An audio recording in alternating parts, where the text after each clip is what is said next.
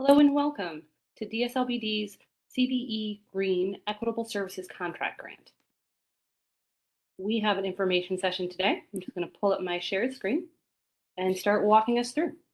If you are just joining us, we're going to have a bit of a presentation and then we'll have Q&A at the end, which is being recorded, will be made available on DSLBD's YouTube as well as on the DSLBD Eventbrite as a recorded session up until the time the grant closes. Anyone who is registered for today's session will receive a copy of slide deck as well as a copy of the recording. If you do have questions, you can feel free to drop those in the chat or just hold them to the end. But I'm really excited to tell you a little bit about this grant. Let me first tell you who I am. My name is Kate Marand. I'm a program manager here at the Department of Small and Local Business Development in our Innovation and Equitable Development Division. We've done a lot less with CBEs in the past than some of the other divisions, and so we're really excited to be jumping into this space of supporting procurement and supporting CBEs. And I would be remiss if I didn't mention that a lot of parts of the agency are involved in making this grant happen. We'll say some additional thank yous at the end, but I just want to mention that. So this is specifically the grant information session for the CBE Green Equitable Contract Services grants. This is only available to active CBEs, and as we'll describe as we get into the session, it is a grant for CBEs to provide services to other CBEs. The deadline for this grant is July 1st, 2022 at 2 p.m. There are absolutely no exceptions to that deadline, so make sure you mark that down if you are thinking about applying. So today we're going to do a bit of an overview both of the grant but also the CBE Green Initiative. We're going to discuss a lot about the request for applications. That's the official document that someone should read in full before they apply for this grant. And some of those really important pieces, including the deadlines, the eligibility, how you can use the funds and how you can't use the funds if you are awarded, and a lot on the competitive application. We're also going to do a live demo today of the Zoom Grants application system where you will submit your application. We'll say a little bit more about the awards process for anyone who may be selected in this grant, and then we'll take questions. So in general on questions, if you are here today, you can ask a question in this session here today. You can either drop it in the chat and we'll address it at the end, or we'll be able to go off of mute have folks come off of mute and also ask questions. But if you are asking a question outside of this information session or a Q&A session that we have, we do ask that be emailed to inno.ed@dc.gov. We will not take phone calls. That is to make sure that you get all of the most accurate information and that you have a paper trail on any information that someone has shared with you about this grant. And so you can find additional information sessions. We'll have one more up on the DSLBD Eventbrite. The link is here. You will also be able to find those links to these recorded sessions, and we're going to have at least 2 and maybe a third drop-in Q&A sessions.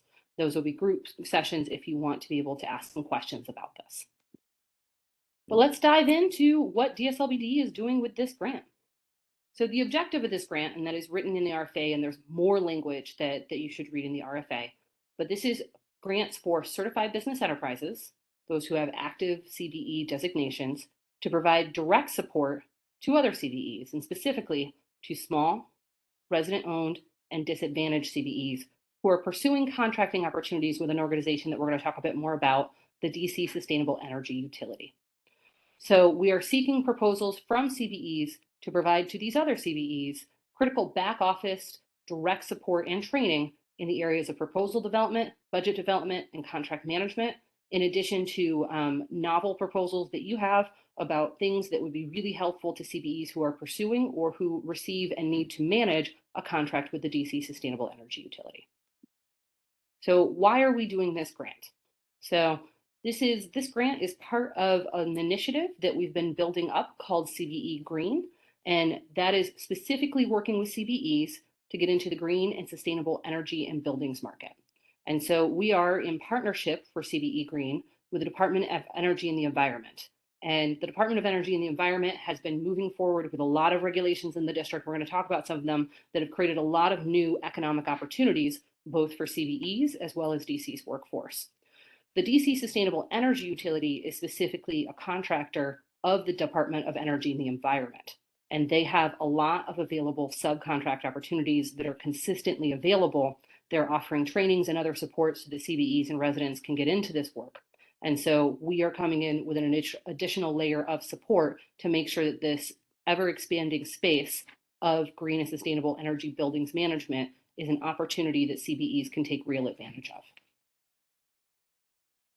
So I'm going to tell you a little bit about some of these initiatives where, whether or not you apply for this current grant that we have, whether or not you were awarded this current grant, you might be very interested in these opportunities, particularly if you are a CBE. And so within that, I want to tell you a little bit about what we refer to as Procure Green.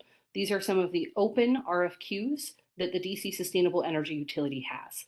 And so there's a link available on this page, but you can also just go to their page and look for the space for contractors, and you'll see that they have multiple scopes of work that are always open. Right now, it says respond by September 30th, 2022. Many of these may be open after that date as well.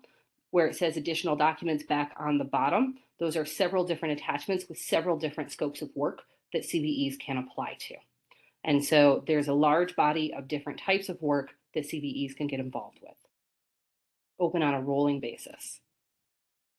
Within that, an additional thing that we are doing and that we had a big rally on May 4th is the DC Procurement Technical Assistance Center is helping CBEs assess and think about how to get into those contract opportunities. And so if you are a CBE and you are not currently a DC Procurement Technical Assistance Center or DCPTAC client, we highly recommend that. In general, it is a free service. It is a service that is offered through DSLBD. If you are a DC-based business and you are pursuing contracting opportunities at the federal, state, or local level, DCPTAC can help you. This is the main page for getting connected. If you need additional help getting connected, you can write to us in InnoEd. We'll help you get connected. And an important piece that's not as outlined in the RFA, because it's not critical to the RFA, but useful context, is that when DSLBD looks to refer CBEs to the services that come through the grants, the services that are provided by those who are awarded the grant that we're talking about today, we're going to ask those CBEs to be PTAC clients as well. Because we're looking to build out an entire format for how people can get trained and get into these procurement opportunities and have a lot of wraparound support. Speaking of training, there is also a technical skills training that is available to both CBEs and DC residents to skill up into the work for the contracts that DCSEU has available. That is called Train Green. Those are also offered every year. There are a lot that are open and available right now. If you are interested in checking those out, or if you are interested in getting into some of those technical trainings, you can go again to their website at this link. You'll need to do the program access form first and then sign up for a specific class. But CBEs and DC residents get first preference at being able to get into these classes. They have career pathways, they have certifications, they have a lot of really helpful information so that people could be highly successful in the technical side of the contracts that they have available. If you want to learn more about this area overall, we have been doing information sessions throughout the year. These are available. When you get this PowerPoint deck, you'll be able to find all three of these links, but you can also find them on the main page for the CBE Green Grant. So these are information sessions that give you a little bit more background on CBE Green overall. This is all happening because the District of Columbia has passed some of the most aggressive energy performance laws in the country. And so large buildings are required to be benchmarked for their energy performance. And then if they aren't meeting the benchmark requirements, then they're required to do upgrades. And so through all of that, that means opportunities for CBEs. And so these two first videos that are listed are great videos to watch to just learn more about the topic area, particularly the big one. But there are a lot of opportunities beyond just straight benchmarking. And this is where the Train Green video that we also have can help you think about some of those trainings that people can take advantage of. But let's switch gears. We were talking just a little bit about the initiative overall, and now it's time to talk about the grant itself in a very important document that we're going to walk through. This is the request for applications. And so the request for applications is the legal document that outlines everything about how this grant works. And so we highly, highly advise that you look at the request for applications. It is available on our website. I'm dropping into the chat again a bunch of information about this grant, but the very last link is the page for getting to everything about this grant. It's also the one that's on the screen right now. So if you go to the CBE Green Grant page, at the very end of it, you're going to find a link to the request for applications. Highly recommend that you read this in full. What you can see here on the left is just the first page, and it walks applicants through the objective, what DSLBD is looking to do with this grant, where the online application can be found and those deadlines, information about eligibility and the documentation that we require, the restrictions on allowable use of funds, the actual competitive application itself, so the narrative questions and how those will be scored, how DSLBD will make a selection, and what will happen once we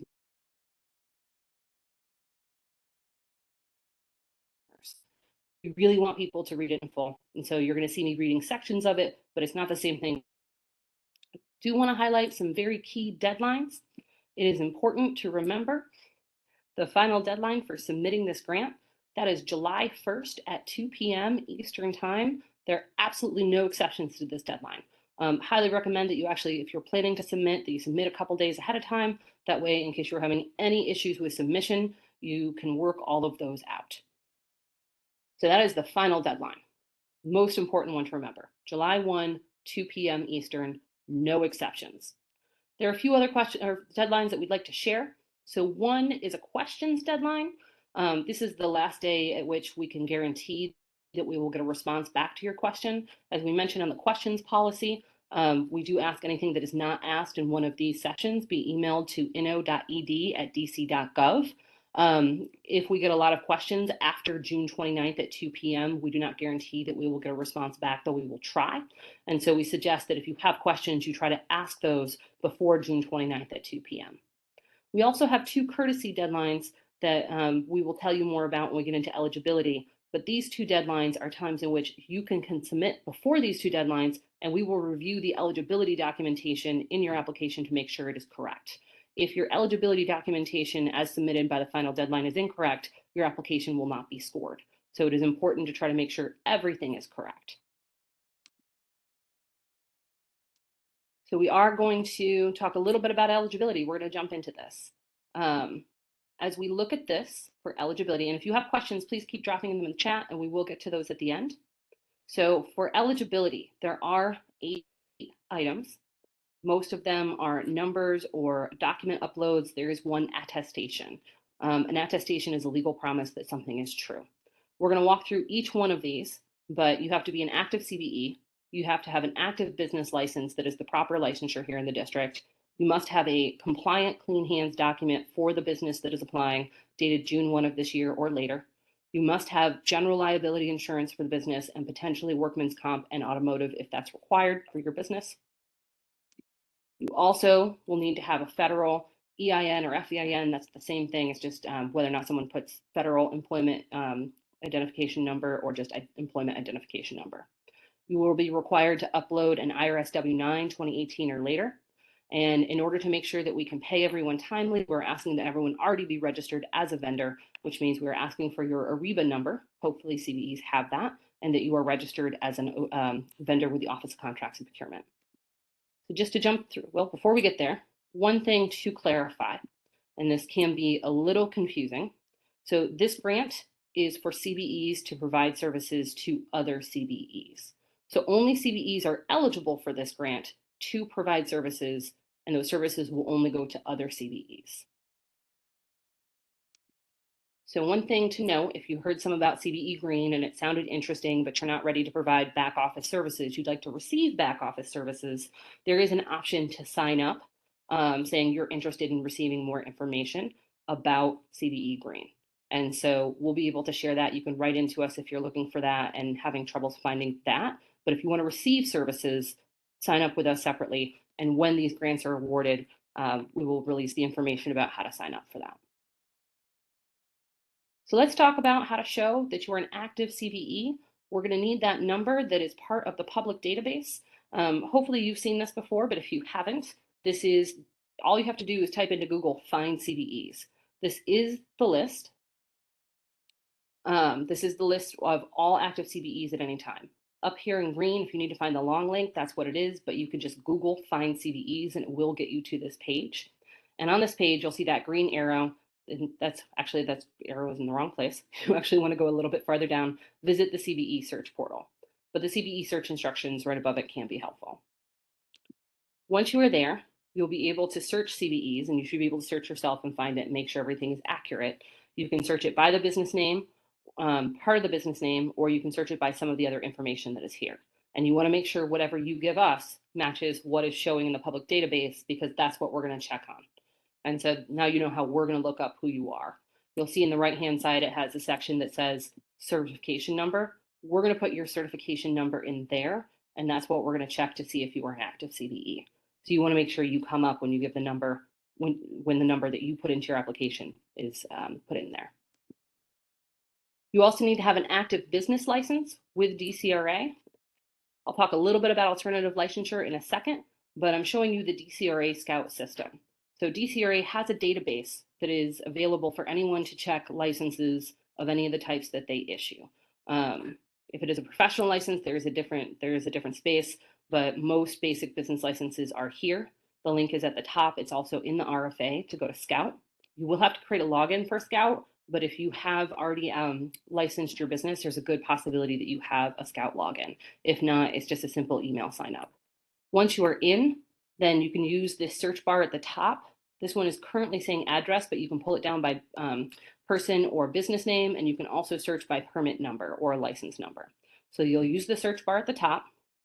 Then we have the second arrow which says click here. You've got to click into the license option because it'll tell you all sorts of things about that permit number or that address. You want to click into licenses, and then you'll find down at the bottom, once you've done that, the license status and the license number. And that's how we're going to look up your business. We're going to use the license number, and we're going to make sure that the license status says that it is active or ready to renew. So you want to double check and make sure that that's what is listed for your business license. Now, there are some CBEs who are not required to have a basic business license. Don't necessarily assume that you are not required to have a basic business license, but there are some professional categories in which DCRA has said that your professional license will serve. If that fits you, then what you can do is provide us with a paper copy of your license. It still has to be active for alternative licensure. There'll be an option to upload that in the system. If you are facing an issue where it is not currently active or it is expiring, you can write to us with any questions that you might have on that. But you will need to have an active business license to be awarded a grant. And so if you do not have an active business license or we cannot verify it, your application will not be scored. Here's another piece. This one is super important for all CBEs and anyone who is going for a grant or contract with district government. Your entity is required to have a clean hands document with the Office of Tax and Revenue. You will get that at mytax.dc.gov. There are a few things that are important about this tax document. It needs to be dated June 1st, 2022 or later. If it is an earlier clean hands document, we will not accept it. It has to be in the name of the business. So this can't be a personal clean hands document. We need to make sure that the EIN, at least the last 4 digits that will be listed on it, are matching the EIN that you give us elsewhere. And so if your clean hands is for a personal, if it's using a social security number, these other pieces, we probably can't accept it. If it is older, we probably can't accept it. And then the process that we have to go through is to validate the document. And so we will take the lettuce and notice numbers, and we'll go through a process that you can also go through at mytax.dc.gov. You'll see down here has a few different options. That's where you request a clean hands. It's also where you validate a clean hands. And so we will validate that the clean hands document is an actually OTR issued document using the information on the document that you provide. If you need more information about how to request a certificate of clean hands, this is a PDF that was put together by the Office of Tax and Revenue. And so you can follow through this.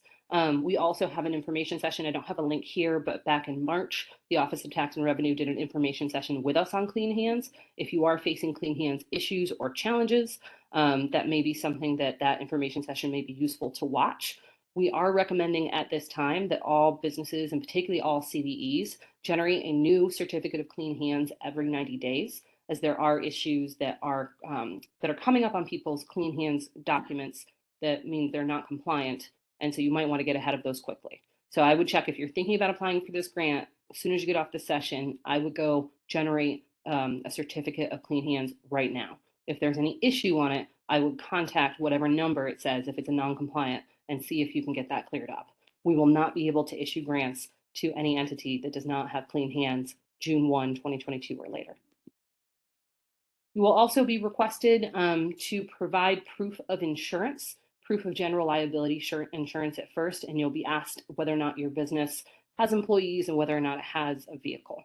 It is always possible at grant making that DSLBD will require additional insurance, but a baseline insurance that is required is general liability for the business. And so we'll be looking to make sure that this lines up with the information about the business that you have submitted. If you are awarded, then we'll need to make sure that the insurance coverage is in place the entire time that you are operating the grant, and you will have to indemnify district government against any liability. And so that'll be an add-on that you can work with your insurance provider to do at that time. But for the purpose of applying, we need something that is a certificate of insurance. We do not need policy documents. We need a certificate. It should say certificate on it. If you have a document and you're not sure and you'd like us to look at it, you can write to us at inno.ed@dc.gov. Or you can submit by the courtesy eligibility review deadlines as well. Hopefully, everyone who is thinking of applying for this grant already has an EIN. We're just going to reference that the EIN number is something that is provided by the IRS. If you are just watching this session just to learn more about grants, please note that the EIN is free. We do know that there are some people who will charge money to businesses to get an EIN. It is free. We don't want anyone spending any money on that. And when you submit it, we're not asking for a letter or anything else. We're just asking for the number itself. We are going to match the EIN several places across your application. So you are asked to submit it in your application summary. You're asked to submit it again in your required eligibility. The last 4 digits should match on your clean hands, and it should match what is in your W-9. So one of the things that is important is making sure that you're giving us the same EIN across all documents in all parts of the system. One of those documents is the IRS W-9. We collect a W-9, and you should often have one on hand with OCP because grants are taxable income both at the federal and local level. So it's a good reminder too that you probably will be taxed. You will probably receive a 1099. So to put that into your overall budgeting if you do receive a grant. The W-9 form does need to be the 2018 form or later. If you look in the very top left corner of the form, it'll actually tell you October 2018 or later.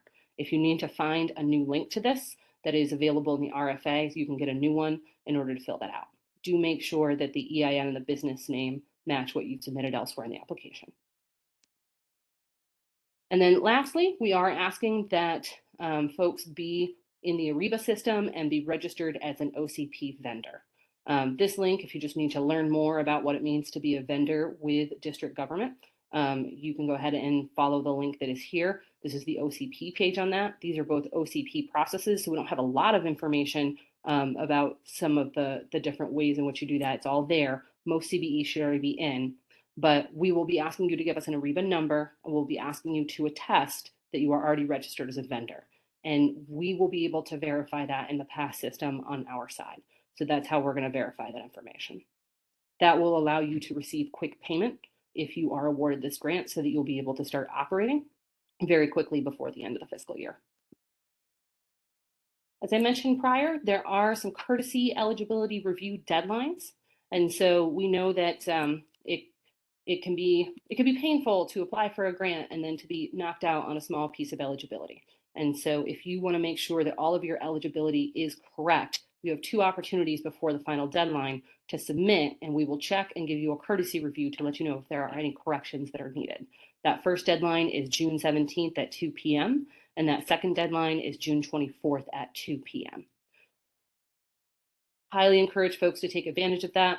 You can make a small mistake and lose out, and we don't want to see that happen. So we're going to transition a little bit to another section of the RFA where you can read that in full, but we're going to talk a little bit about the use of funds.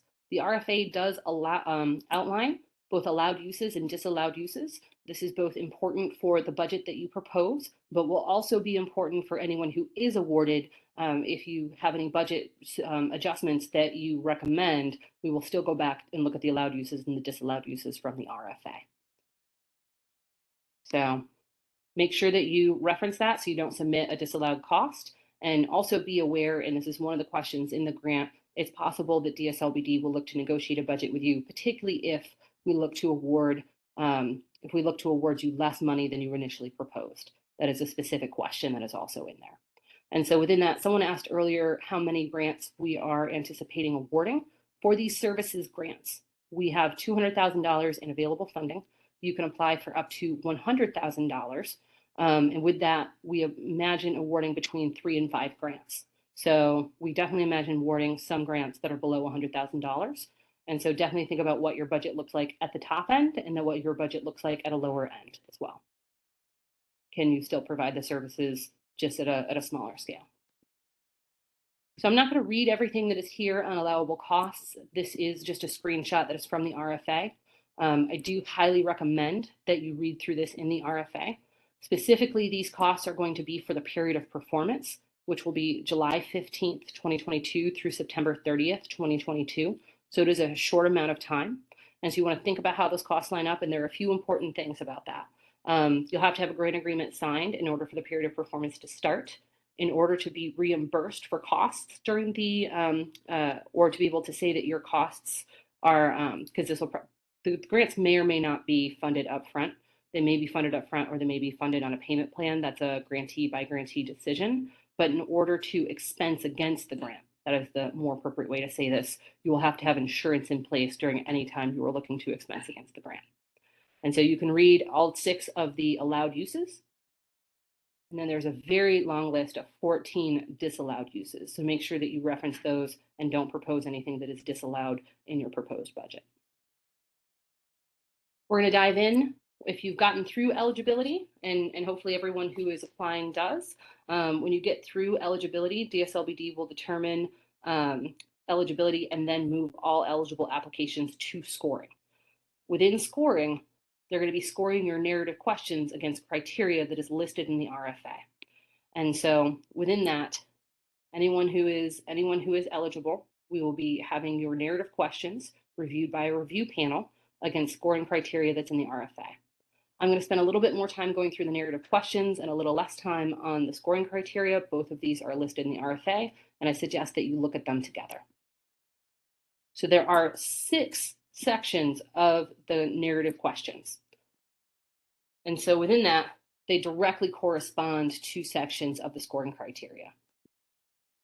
The very first section is to explain how the proposed project provides critical support in the areas of accounting, proposal development, legal support, project management, internal development, internal systems development, or similar supports. So as you saw, we listed up in the objective a shorter list of those and mentioned that you could propose novel ideas. And so we're looking for what are the areas of support that a CBE can provide to other CBEs in these types of areas to help them achieve a contract with DCSEU or in order to manage a contract once awarded. So we're going to ask for a brief, this whole section, questions 1 through 4, section A is worth 20 points. And so we're going to ask for a brief description of the overall project. Please explain the areas of back office support that you are proposing to provide, why these are critical to CBEs who are pursuing these types of contracting opportunities, and explain the types of barriers that CBEs may face in trying to obtain these types of services on their own. In the next section, this is the budget and the timeline. So how realistic and reasonable is it for you to provide the services that you're suggesting and the goals that you are suggesting within the time allotted with the budget that you're proposing? So we are asking for a detailed work plan here.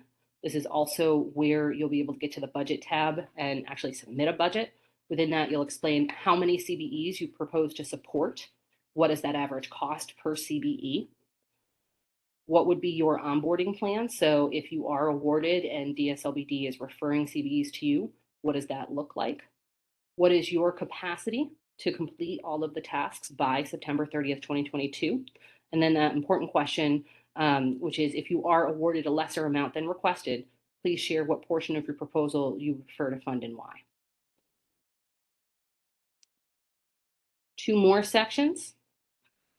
So we are asking about past performance.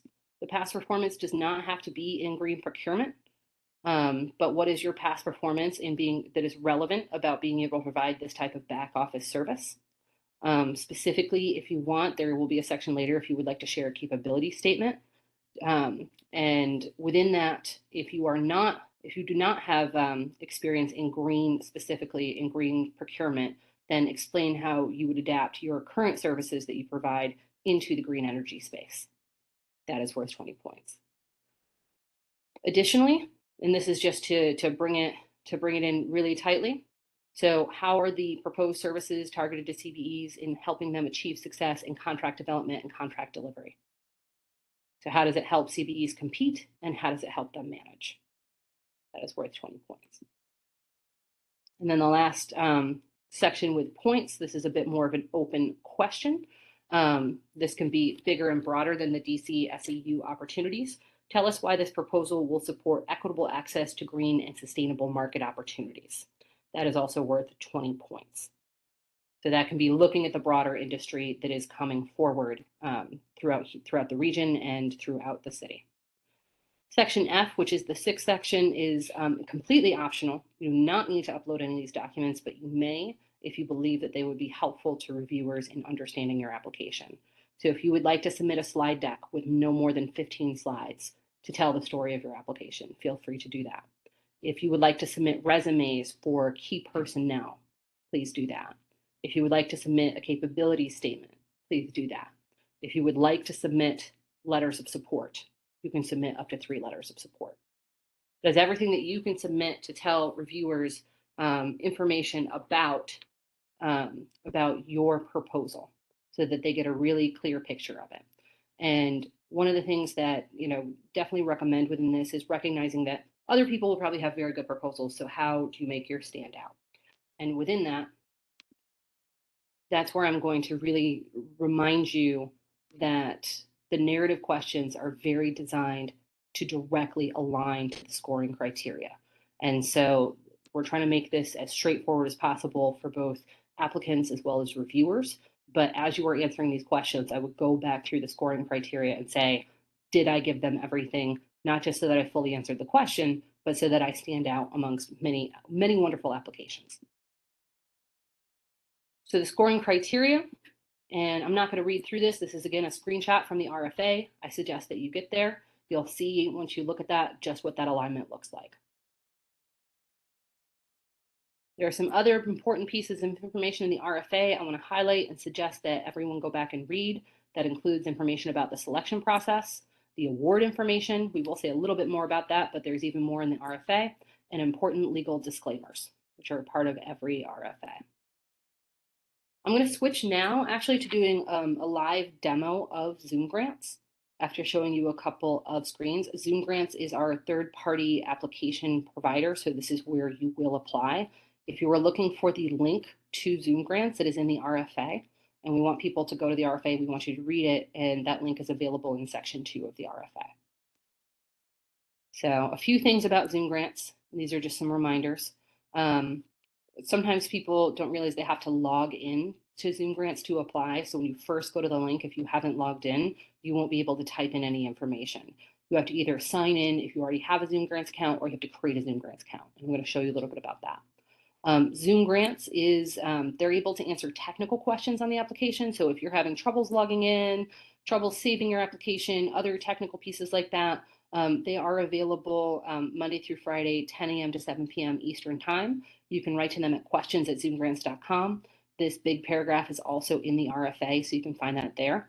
And if you just want some more help with Zoom Grants, if that's helpful, they do have a lot of information generally online, and the link that I've put in below is just a general welcome to anybody who's applying in Zoom Grants, a little bit about how to use it. So when you first click the link to apply that's in the RFA, you'll probably get a page that looks like this. And if you just click on apply, you'll be able to preview, but you won't be able to start typing in. So you'll need to do one of two things, which is what we have here circled in green. If you already have a Zoom Grants account and you've applied to other grants before, you can log in with that information. If you don't know your password between your email address, you can use the forgot password. If you're still having password issues after that, you can write to Zoom Grants. But if you've never applied in Zoom Grants before, you'll create a new Zoom Grants account. That's the second circle right here. And that's where you can create the Zoom Grants account. If you log into your Zoom Grants and then click on the link in the RFA, you will get something that looks like this.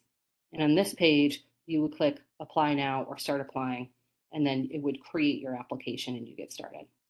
So within that, I'm going to go ahead and move over. I have a test account. I'm going to give you a live demo. I'll bring you over here. So I have to log back in. I am logged out. So I have already started an application. So since I've already started an application, it tells me incomplete applications. And I can click into the name of my application right here. It says test application only. That's the name that I've given it. When I click into test application, you'll see a number of different things that are on this screen. This is me logged in. To the top here, view open programs, show link to request for applications, show registered information. These are all just helpful reference guides. So if I wanted to find the RFA, I could click here and it's going to give me a link that I can go find it. If I want to find more information sessions, I can click here. It'll give me the links to find the information sessions. If I show the library of useful documents, you'll see a copy of the request for applications is here. We will probably be uploading additional information in the library, including the slide deck and recording from today. If you need to reach out to us, you can click Contact Admin. It's actually probably going to pull up my email, but that should come to inno.ed@dc.gov. Now it's going to give a spinning wheel. My apologies for that. And then the last one is show announcements. So we will add announcements sometimes. So there are two announcements that are currently in here. One is that when the final deadline is, and the other one is about the questions deadline. So I can hide those if that's getting in my way. I'm going to go click hide for all of those. And then what you'll see under the name of my application, you'll see basic details, required eligibility documentation, narrative questions, budget, optional documents. That is the application, and you'll fill out each of those screens. So under basic details, this is going to ask you for a proposed name of your project. Sometimes if it's something memorable that can be helpful, it can also just be the name of your business. You want to say how much you're requesting, make sure it's actually the total budget amount so that we can see how much you're requesting. The applicant information, so who is applying. We need this under CBE legal name. This is very important to have this be correct. Your CBE legal name should be the legal name of your business. If you are awarded, that's what will be put into a grant agreement, and so it needs to be the correct legal name. Address information, and this is the first time it's going to ask you for an EIN. It's then going to also ask you for who is the actual owner or CEO of the business. That should also be correct. We will send some official documentation to the actual business owner. And also within that, their name and information will be pulled into a grant agreement if you are awarded. So once you filled out the basic details, next is the required eligibility documentation. There are some instructions that you can look at if you want to. This pulls information from the RFA. There are a number of numbers that you need to put in. So the certification number, the business license number, the EIN, the ARIBA number, and then there are a lot of questions. Some of these questions are just asking you to confirm that you've uploaded a document. Most of them are, with the exception of the required attestations, where you will type in a name. But down here at the bottom is where you will upload those documents that it's asking for confirmation above. We find people sometimes forget, so we've asked the question and have the upload. You will see that some of them are required and some of them are not required. There's also an opportunity for a miscellaneous extra upload. If there's just something else you think you need to attach for eligibility documentation, you can add that under miscellaneous. When you have completed this section, you may get an email that says your eligibility is automatically accepted. That does not mean that you are eligible. It means that the Zoom grant system has accepted that portion of it. We will still separately review your eligibility information and make a determination from what you have submitted. But when you've done eligibility, you can then go to the narrative questions of the application.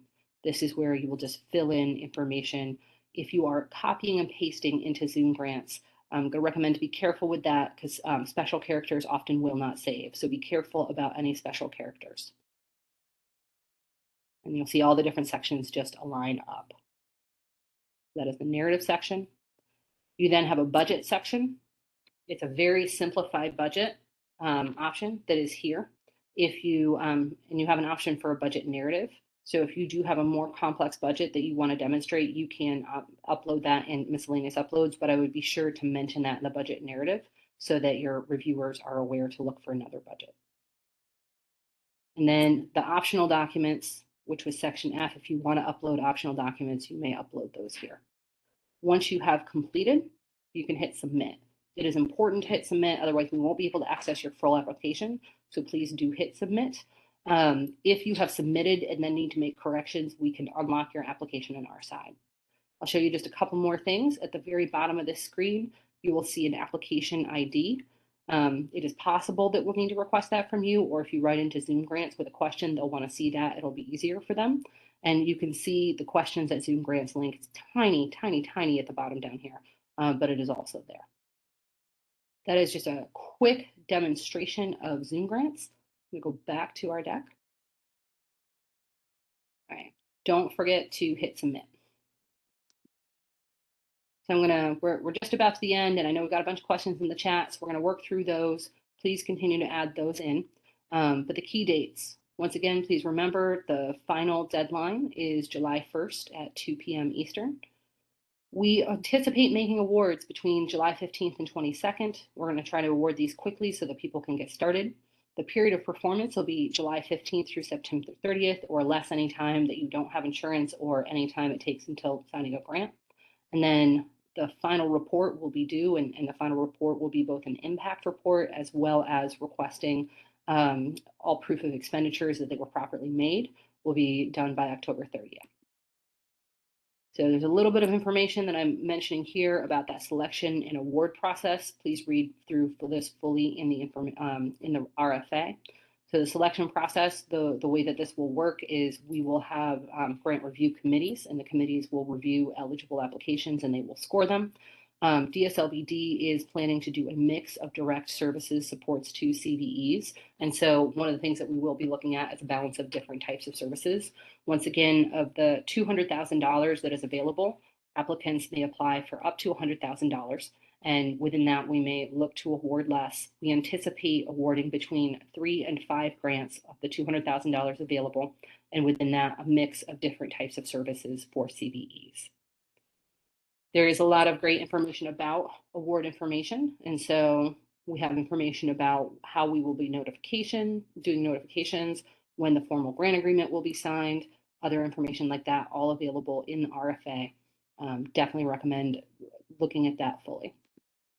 And then I'm not going to read this off either, but there are several important legal disclaimers that are at the very end of the RFA.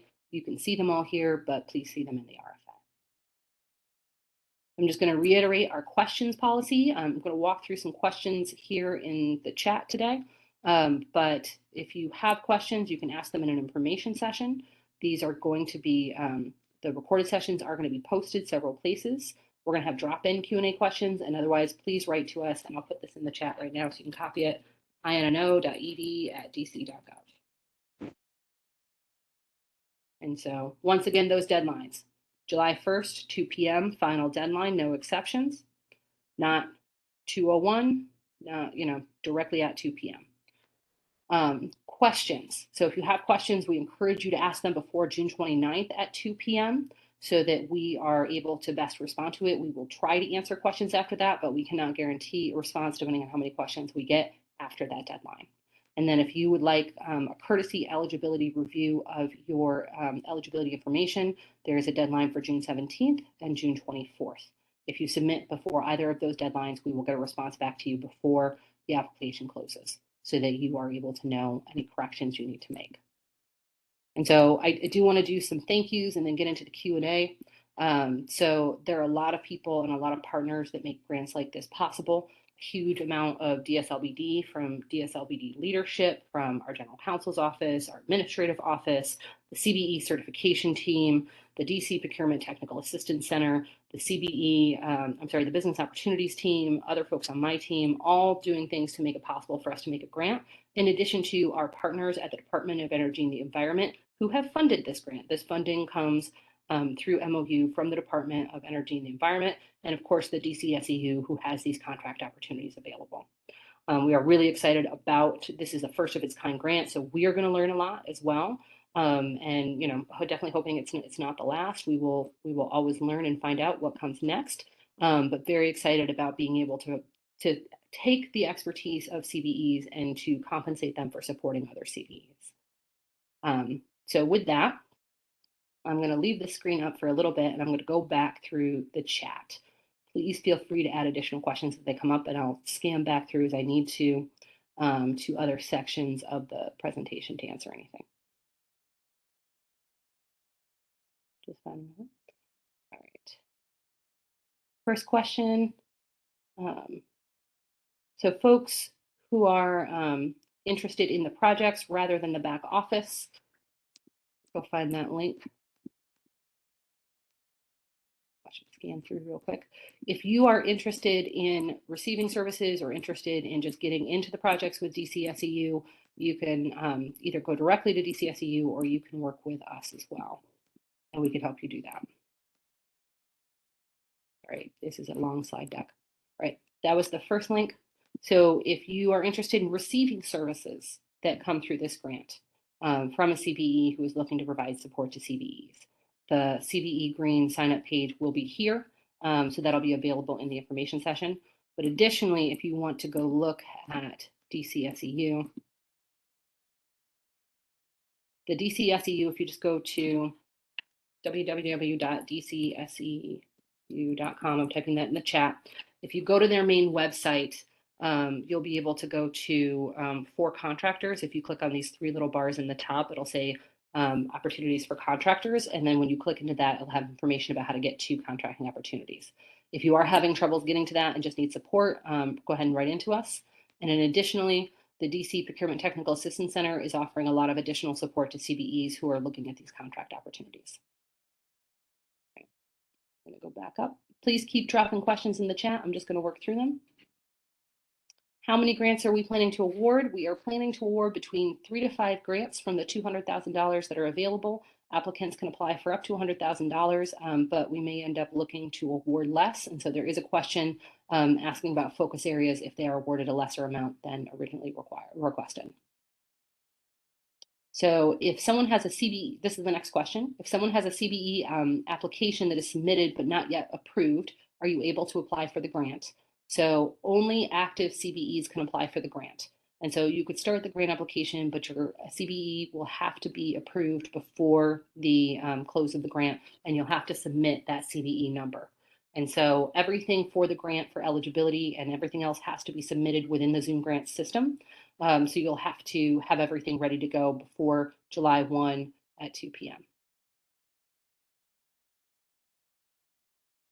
So someone says, what does it mean to have a grant for CBEs to provide services to other CBEs? So what this grant is for CBEs who can provide services, back office, contract development, or proposal development, contract management, accounting, legal, other types of back office services. If that is a skill that you generally provide or a skill that you have in-house because you've built it up and you would like to provide that service to other CBEs who are trying to get into contract opportunities, then you can apply for this grant. And so we imagine, though we don't know until it's awarded, that we might see accounting, legal services, proposal trainings, other pieces like that. And then once awarded, DSLBD will work with those CBEs that were awarded the grant to connect with CBEs that are looking to get into the contract opportunities at DCSEU to be able to provide those services. Someone asked, does the company have to be on the DC supply schedule to apply for this grant? No, the DC supply schedule is not related to this grant. So someone asked, is this grant for a large company? So large CBEs could choose to apply. So there are about 1,800 or so CBEs right now. Maybe it's like 1,897. I don't remember the number off the top of my head. But anyone who has an active CBE certification can apply, whether you are large or small. And so if you have a service that you think is valuable and you think you can provide it to CBEs, please apply. Those CBEs that will receive services will have to fit into one of 3 categories. They will have to be small or resident owned or disadvantaged.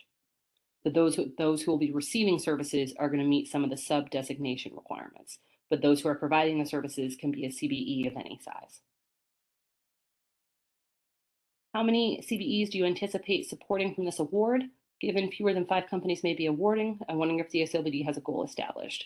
We are looking to understand what we may be able to do within the grant.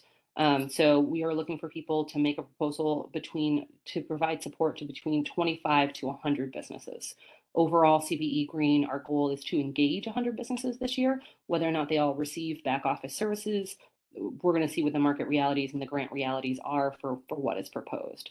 But it is asking you to propose services for your grant application for between 25 and 100 CBEs. whatever is reasonable within the costs that are there. Do we need to budget for the $100,000 amount, or will a lesser amount look more favorably by the award committee? I cannot fully answer how an award committee will respond. So, I am the grant manager, and so I develop out this process, but that is a decision. You have the same amount of information that they will have in those scoring criteria. So that is for you to guesstimate. So there are a lot of different competitive ways in which people choose to arrange a budget to look competitive. At this time, I can't tell you which one will end up being more competitive because it'll depend upon the opinions of people who are part of the review committee within what is allowable under the scoring criteria, and it will depend on what other applications come in. What is the minimum amount a business may request? We did not put a minimum amount. It should be enough that you can provide services of the services proposed for between 25 and 100 CBEs. Can you submit courtesy reviews for both courtesy review periods? Yes, you can. So if you submit for the first courtesy review period and there is something wrong in your application that needs to be corrected, then you can submit for the second one and we can inform you whether or not it was fully corrected. In case where a CBE is not referred back to back office service providers, will the grant amount be returned? So grant funding requires that businesses fully and properly expend the funding that is there under the allowable costs and that they meet their deliverables. If someone does something in grant funding that does not meet the requirements or the deliverables, we may have to request funding back. At the same time, we want to work with all of our grantees of any kind to not have that happen and to make sure that we are making the best use of that time. And so it is always possible anytime that you have a grant with district government, if you do not fulfill the requirements of the grant or if you cannot prove appropriate expenditures, that it could be requested back. But working with a grant manager to, as needed, amend or change the grant if something is coming up so that you can properly expend funds and get to the best impact possible. The answer is maybe, but we hope not. Only the companies providing the services will be awarded the grants, correct? Yes, these grants are for companies providing the services. The funding that is available here is not for the CBEs who will receive the services. Are you able to receive training for back office support and apply for the grant? Yes. So, so long as you meet the designation of small, resident-owned, or disadvantaged, and you are interested in pursuing the opportunities at CBE, at DCSEU, you may be able to receive services. And it's very possible that the services you can provide are different than the ones you want to receive. And so, if you are, just as an example, if you are going to do proposal development, but you yourself would like to receive accounting, or if you were going to do accounting, but you yourself would like to receive proposal development, you could potentially do both. If you are a large CBE, and so you are not small and you are not disadvantaged and you're not resident owned, you would not be eligible to receive the services. But otherwise, you can do both apply, provide services, and receive services. I'm going to ask if there are additional questions. I know we have a call-in user, so I'm going to give I've gotten through what I believe are all of the questions in the chat. So if I missed yours, please flag it for me. And for our call-in user, I'm going to give you an opportunity to unmute in case you would like to ask a question. I've sent you a request to unmute.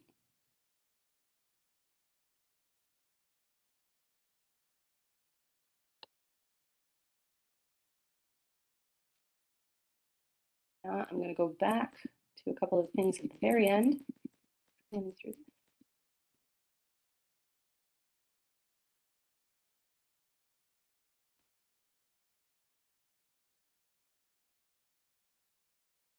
Sorry, this is a very long slide deck, trying to get to some of this last information.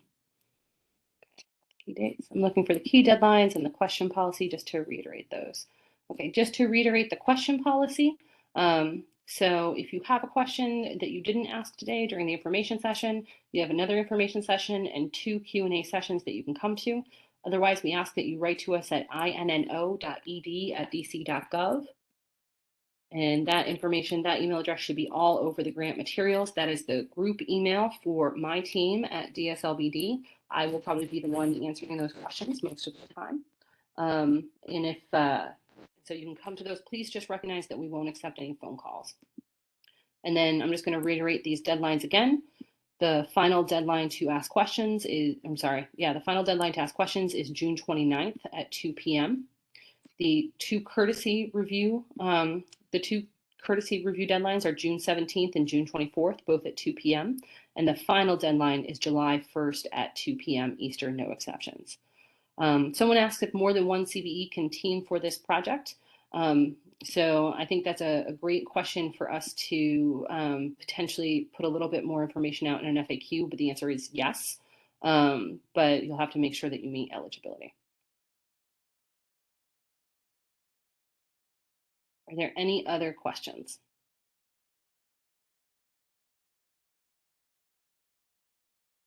If not, we have just a couple minutes left. We finished just a little bit before the hour. I want to say thank you. Yes, this is all for CBEs for the question that just came in. So only CBEs are eligible. I want to say thank you to everyone who's been here. I'm going to go ahead and stop sharing my screen so that I can stop the recording.